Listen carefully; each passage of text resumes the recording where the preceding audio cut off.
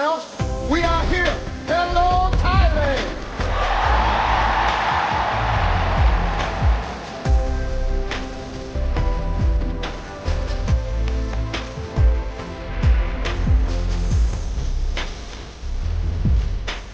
You can share now or something.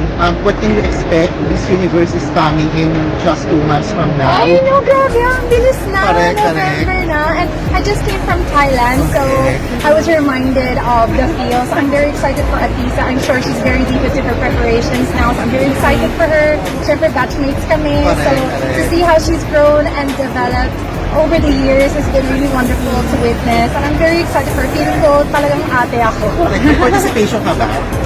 As of now, not yet. Okay. So let's see naman kasi laging last minute ang naman invitation. meron. So let's see. I would love to be there kahit just to watch in the audience because again, I have a personal connection to Atisa and also to Thailand itself being the host country. But I experienced my one and hopefully we have Atisa experience very much the Ay, same. ang daming Magandang araw po sa inyo at welcome back dito sa ating panibagong video.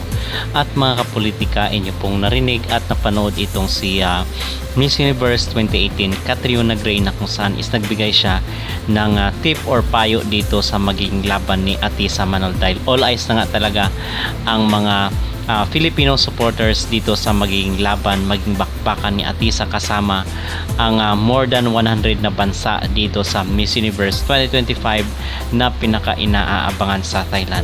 Pero bago ang lahat ay huwag kalimutang mag-like at mag-subscribe na rin kayo para updated kayo sa ating mga latest issue.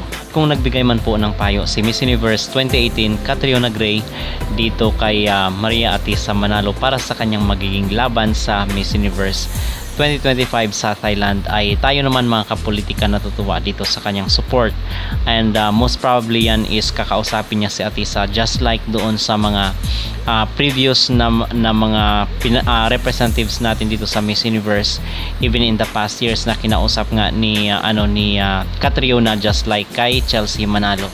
Pero ngayon mga kapolitika, magbigay po tayo ng ating personal advice kung ano ba yung maipapayo natin dito kay Atisa sa kanyang maging laban dito sa nasabing beauty pageant competition. So para sa akin lang ay wala naman tayong yung sinasabi nga natin na wala tayong expectations dito sa kailang competition. Ang sa atin lang ay dapat talagang i-enjoy ni Atisa no matter what happen or kung ano man yung magiging resulta ng Miss Universe 2025, kasi lagi nga nating pinag-uusapan dito at lagi nating binabanggit mga kapolitika na talagang downgrade ngayon ang credibility ng Miss Universe.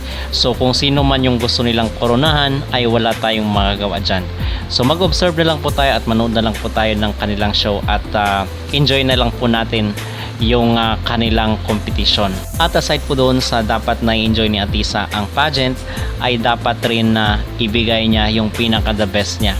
So kailangan na bihisan talaga si Atisa yung mag-stand out siya. So kung meron man silang luto-luto na gagawin, for sure yan ay meron talaga silang mekos-mekos dito mga kapolitika, ay at least makikita ng publiko ang pandaraya na gagawin ng Miss Universe.